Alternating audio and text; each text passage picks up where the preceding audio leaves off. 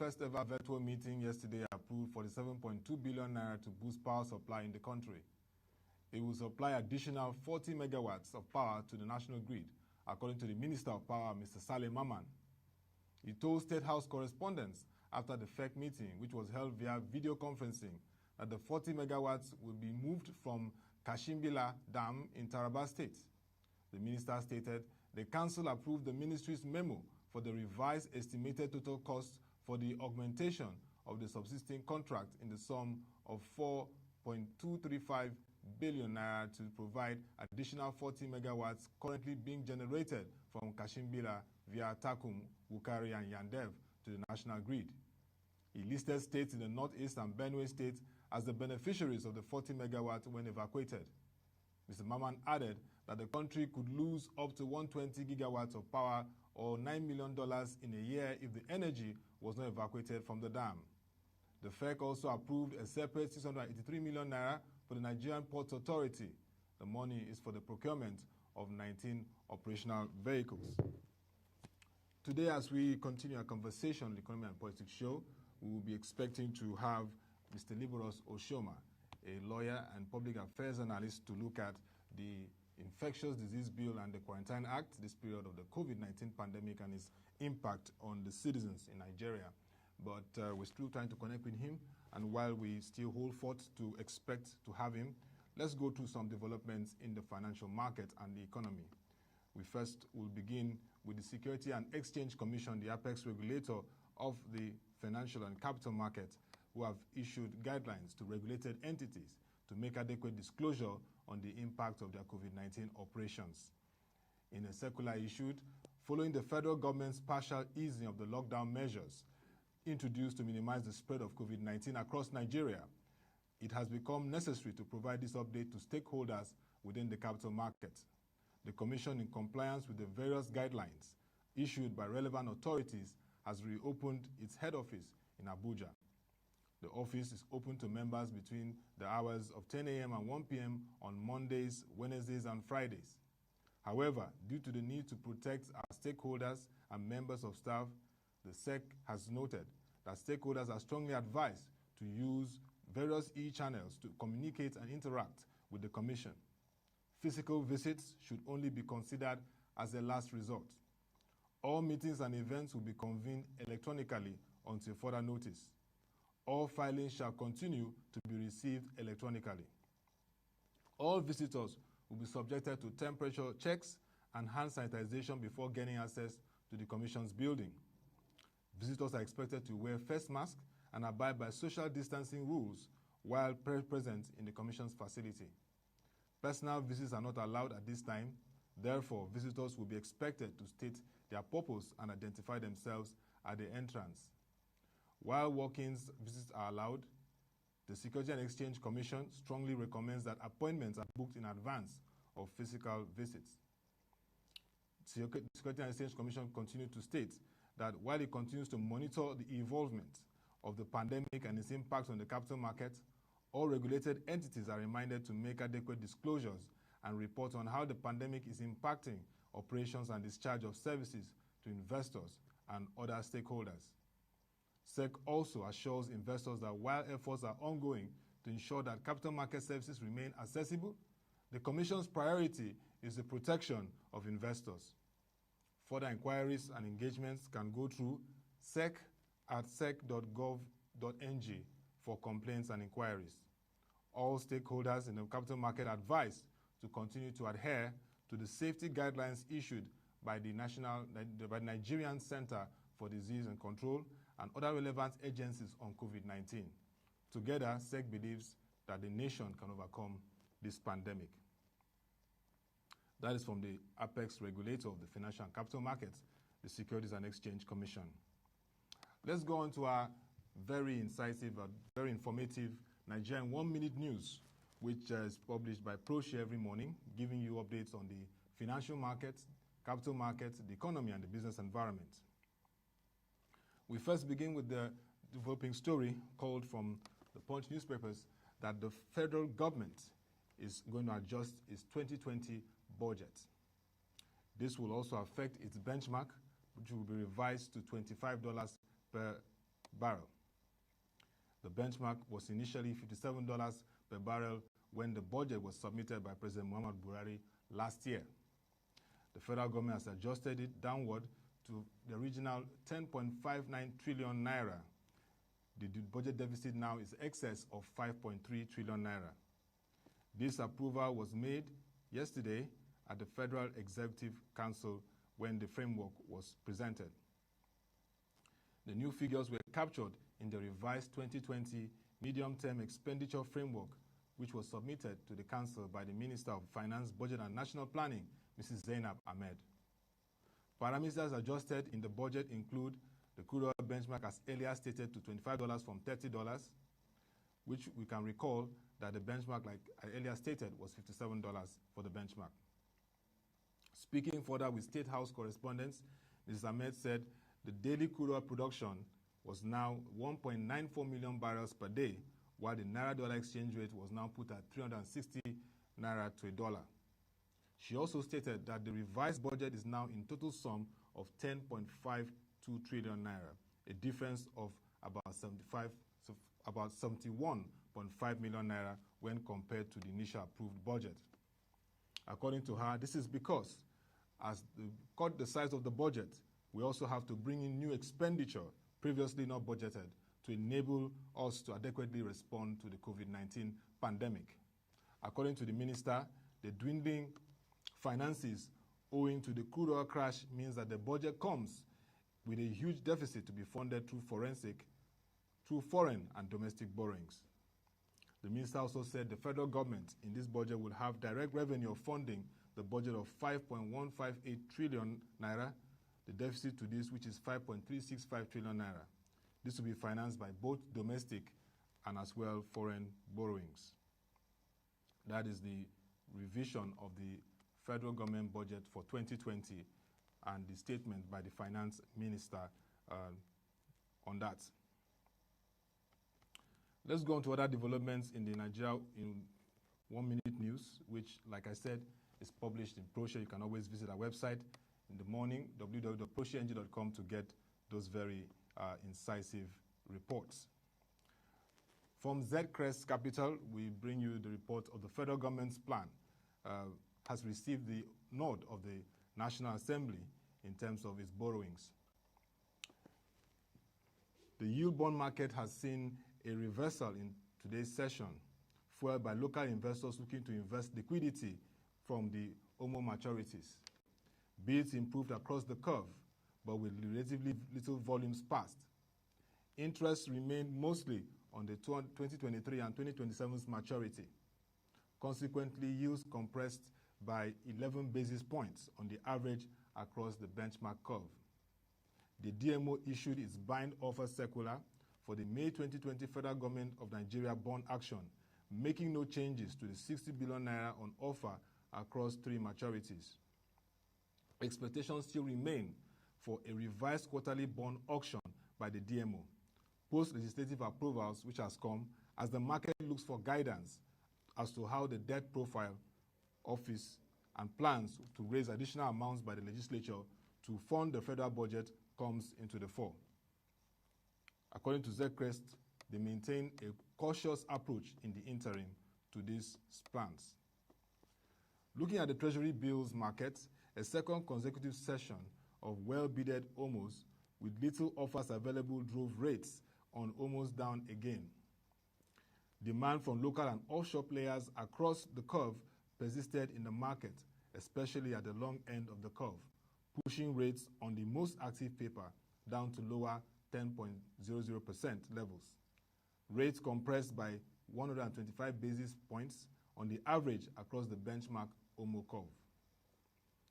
The NTBs, the Treasury bills, also traded on bullish notes ahead of the bi-weekly auction. Retail-driven demand pushed rates further down by 5 basis points on the average across the benchmark. Still looking also at the money markets, system liquidity opened on an improved quote, opening at 217 billion naira positive rates, while the money market rates eased slightly as the overnight basis rates and the OVN rates closed the day lower at 7.40% and 8.20% respectively. For the FX markets, the Naira has continued to remain stable across most market segments for another consecutive session. The only change recorded on the day was on the cash rate in the parallel market, which lost 1 Naira to close at 445 Naira to a dollar. Those are the updates from the market, the developments around the fact that the federal government has received the legislative backing on its borrowing plan, revised borrowing plan. Another interesting development which we've gotten from our 1-minute news is the challenge around the forex and manufacturing. This is called still from the CSL research, which quotes a Business Day article that reports that the Nigerian manufacturers are struggling to stay in business because foreign exchange shortages caused by the collapse in oil prices means they can't import raw materials. According to the report, members of the Manufacturers Association of Nigeria have been unable to access foreign currency for the past 5 weeks. The steep dip in oil prices caused by the COVID-19 pandemic has meant a shortage of FX for the Nigerian government, and there were estimates in the media of a backlog of US $1 billion in the queue for the access to FX. The Central Bank of Nigeria at the start of the week, however, noted that the country's available foreign exchange will be devoted to strategic imports or to service obligations that are of top priority. Foreign investors looking to repatriate their funds were also assured by the Central Bank of Nigeria Governor Mr. Godwin Emefiele of the safety of their funds, but were asked to remain pertinent. Foreign currency constraints, devaluation and shrinking disposable incomes are all factors that significantly strain the performance of the manufacturing sector. A prolonged constraint in the ability of manufacturers to conduct businesses leads to crisis in the sector and loss of loans extended to manufacturers by the banks. The scarcity of foreign exchange from the official window compels manufacturers to source funds from the black market, which trades at a significant premium to the import and export window in order to sustain their business operations. Clearly, the obvious solution would be for these manufacturers to pass on the cost increases to consumers by increasing prices. However, increasing prices come at a huge cost to volumes for goods, which have relatively elastic demand and current economic pressures, which are pushing more goods into that category.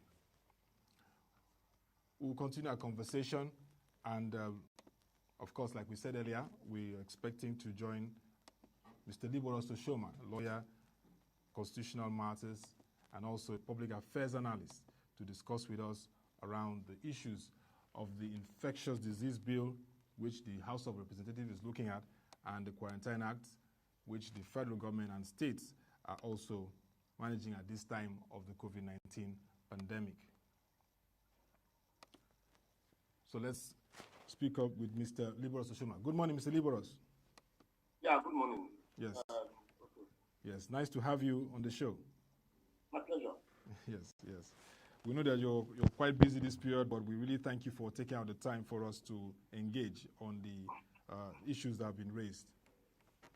Yeah, one cannot be too busy for the issues concerning our national issues. Yes, I know. Yes, I know. Yeah. Every time one will have to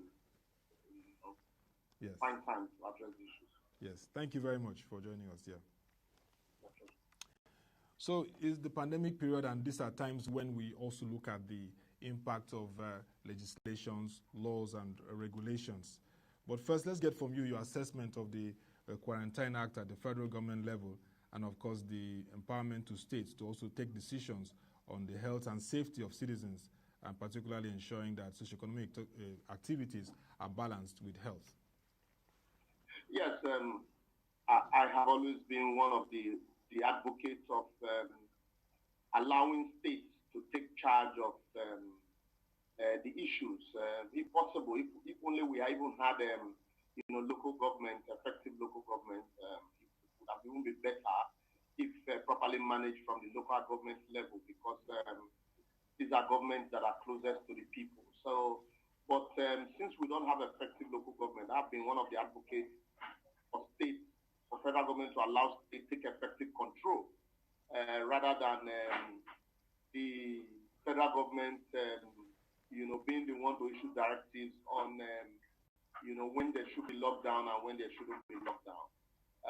The Quarantine Act also allows states to adopt, the provisions of the law with, subsequent amendments. So to that effect, I think all the federal government needs to do is to properly, effectively coordinate the state depending on the gravity of the situation in such state. So far, so good. So while some states have, like Lagos, have been able to manage, to some extent, you can call them 60%. States like Kano have, played more politics with the issues. Also, we saw what happened in Rivers State, and then, Akwa Ibom also. So it's been difficult communicating effectively. The states have not been able to communicate effectively in the language that the people understand. So there's been this apathy, whether people should believe or not, and so people really don't know what to buy into. And that has been a big lacuna, and I think that should be corrected. Okay, so you said that's the big lacuna in terms of communication, but in terms of the provisions in the Act, and in terms of, like you said, the state should be at the driving force. But when you look at the concerns around health and then balancing economy, what are the areas that can be reviewed in this Act to ensure that it's not just so punitive on the people? You know that Nigeria has a huge informal sector. It is inclusive for the people. The Quarantine Act actually is not a punitive act. It is an act to actually take control of infectious diseases.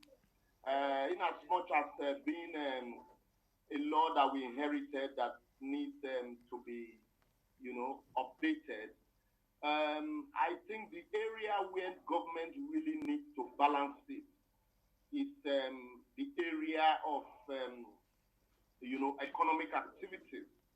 Here, we really don't have data. We can't say for sure the number of those people that are working. We don't even have, when we talk about the poor, government will tell you poor of the poor, as if poverty has categories. So we really don't even know who are those poor of the poor. Government has said if you have up to 5,000 naira in your account, you are not poor of the poor. So how about those people who don't even have accounts? How do you assess them? And then, this same government is sharing palliative, decide to hand cash to people. Yet you're talking about those that have accounts. That's on one side. And then we also know that Nigerian economy is mainly almost 60% driven by the informal sector. That is what you call the small and medium scale enterprise. And so to that extent, business activities also will definitely grind to a halt. So government also needs to set out funds to stimulate these small and medium scale enterprises. Otherwise, you will kill the middle class in Nigeria, because these small and medium scale enterprise employ, much more than government employment. So if that sector is not functional, you're going to have a problem where everybody will be dependent on government. And now that the oil price has gone down because of the global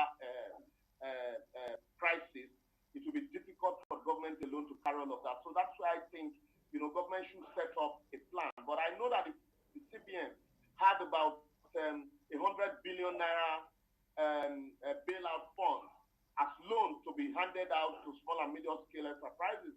But the problem with that also is that the criteria for assessing that loan are not too clear-cut. And coupled with the nepotism in Nigeria, how do you assess the loan? Who will assess such loan? And what are the moratorium period and the payback and what do you call it now? How do I put it now? What I'm trying to say is that the tenure of such loans, and which businesses are qualified to get such loans. That's another area that are not too clear cut, because and then lastly, then you have those down the ladder, the everyday a trader. You know, government before now had been sharing 10,000 naira for them during elections. But now that, you know, you have more of those people who live on, you know, hand-to-mouth, day-to-day pay. Some of them have been shut down. Some of them were forced out even during the lockdown. You know, so those ones that are down the ladder, how does government intend also to cushion the effect of the lockdown on them? Then the farmers, you know, where there are no transportation to take out those goods as a result of border closure. Some of these goods are perishables and there are no proper facilities for storage. You know, what are government plans to ensure that most of these goods are properly stored, or, you know, the off-takers, there's a bridge between the off-takers and the farmers. So if these things are not properly put in place, I tell you, my brother, even after the pandemic, the next 1 year is going to be a very tough one. I hear you very well, Mr. Liborous Oshoma. Obviously, I think the Central Bank of Nigeria will continue to strengthen communication, like you said.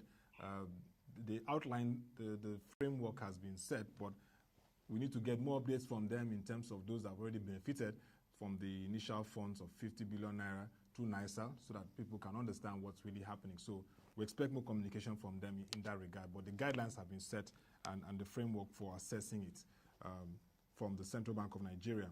But let's look at the Infectious Disease Bill. That has been one bill that has caught national attention and discussions across board. We've seen a lot of agitations and advocacy. And based on that, the House of Reps Speaker, Mr. Femi Gbajabamila, decided to put that bill through public hearing. But from your perspective as a lawyer and an analyst, what are the concerns around that bill and what are those issues you would like to be addressed? Largely, that bill is not an infectious disease bill. It's more of a bill that intends to, you know, create a monster out of the National Center for Disease Control. A bill that does not take cognizance of the framework of our ground norm, which is the Constitution, 1999 Constitution as amended, cannot be called a bill that is out to take care of the masses. I give you examples. First and foremost, that bill is a plagiarized document from a 1977 Korean infectious disease law. And if you remember, at that time also, they were under a dictatorial government, a one-party state, and it was difficult to have a dissenting voice. And so that's where the government enacted such a law that could, you know, where government could take over people's properties, where government could arrest indiscriminately on grounds of the fact that they presume that somebody had infectious disease. My brother, cold is infectious. Catarrh is infectious. And so, if to that extent, after the people had defeated the social media bill, and then you have provisions that are similar to the social media bill in the same infectious disease bill, provisions like a situation where if you are a whistleblower and you write articles, as a journalist, you write articles that the Director General of the center presumes to be detrimental to the National Center for Disease Control, you can be arrested without warrant. Meanwhile, the Constitution of the country spells out provisions on how somebody can be arrested because you are presumed innocent. A situation where whatever, also in some sections of the bill, whatever the Director General of the National Center for Disease Control cannot be sued. Is not accountable to anybody apart from the Minister for Health. And then also, the Director General of the Center for Disease Control also sits as a court, and the appeal can only lie from him to the Minister for Health. These are not sections that are in tandem with the provisions of our laws. And so to that extent, are also not sections that you would say would want to take care of infectious diseases. I have never seen anywhere the Director General of the Center for Disease Control is complaining that he's not able to work because of the legal framework already in existence. Also, there is a situation where the bill makes provisions for the center to confiscate anybody's property for the use of quarantine, of isolating the people who are suffering from such diseases. Also, is contrary to the provisions of our constitution that empowers individuals to own assets and immovable property. So all of these are sections, a situation where you also want to compulsorily vaccinate people without them, without questions, without them even knowing the content of the vaccine that you are giving to them. These are not, this is not the kind of law that you promulgate or that you enact in an environment, a constitutional democratic environment such as ours. And so to that extent, that is why you find out that the voice against the bill was deafening. And I think that bill should be jettisoned. It should be completely thrown away and confined to the dustbin of history.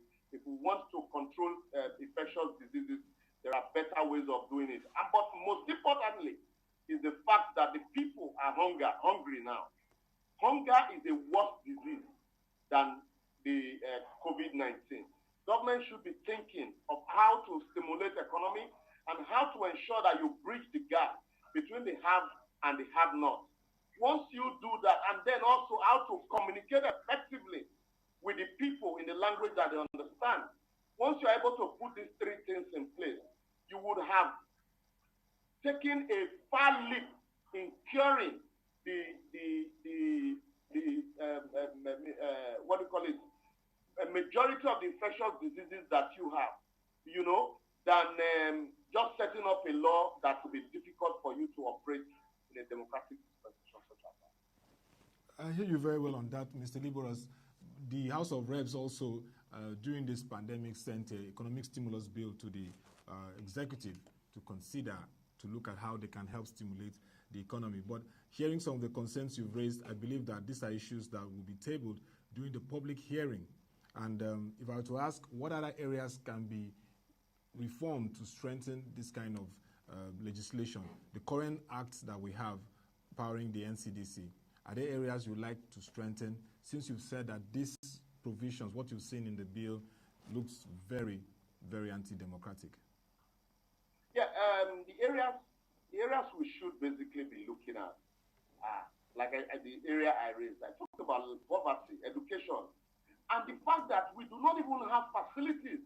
Imagine government crying for donors to donate their houses to be used as isolation center. The same government that had seized people's properties or confiscated assets from former government officials. All of those assets that were confiscated, where are they? What have they been done with? This is one area. Another area also we need to look at in that controlling infectious disease, effective communication. If you can communicate very well in language that people understand, and you find out that a situation where you tell people to wash their hands and 66% of your population do not have access to clean water, how do you tell somebody, how do you provide water for somebody to wash hands, for a child to wash his hand when he does not even have water to drink? Majority of our people live in slums. You tell a man to sit at home, meanwhile, he does not have a home to sit in. So these are areas that we should be looking at. How do we ensure that we cushion the effect of poverty first and provide the basic amenities? Now, all of a sudden, we are providing, we are providing makeshift hospitals to cater for the numbers that we have. Fantastic.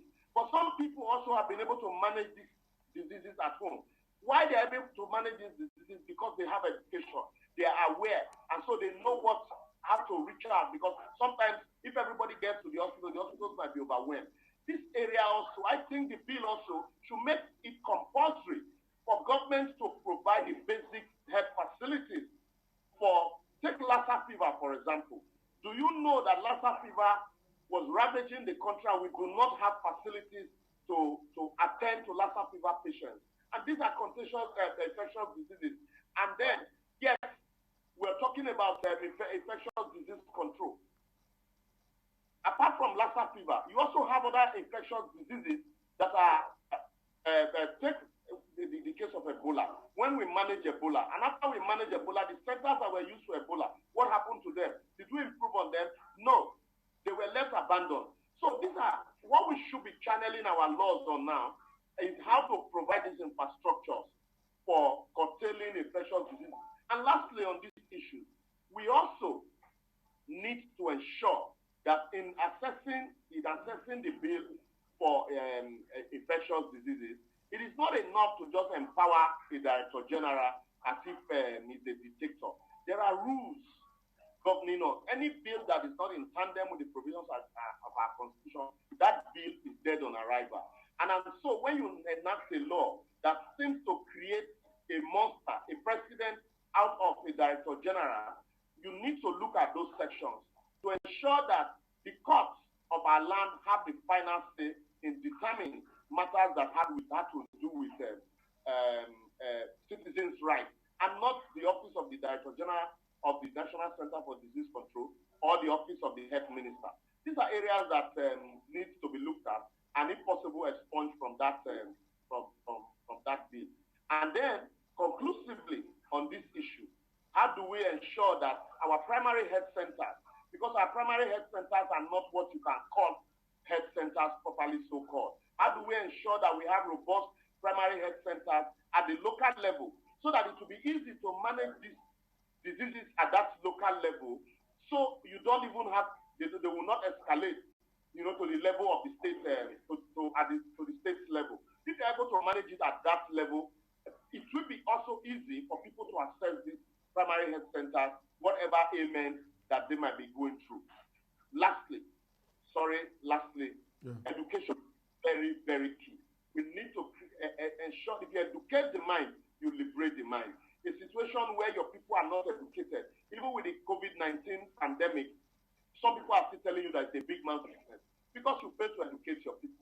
You saw what happened in Lagos on the 4th of May, the numbers that pulled out, not minding the government directive.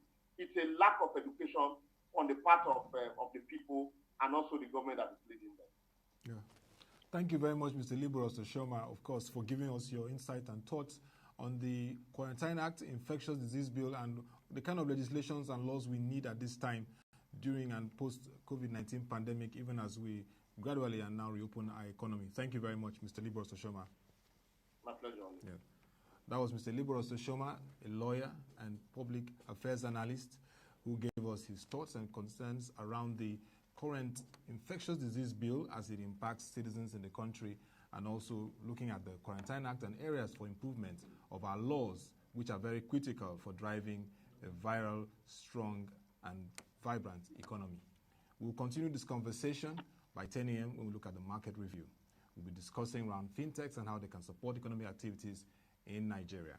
You can log on to our website, www.prosharing.com, to get further news stories, videos, and analysis on developments in the financial, capital market, and economy. Join us by 10 a.m.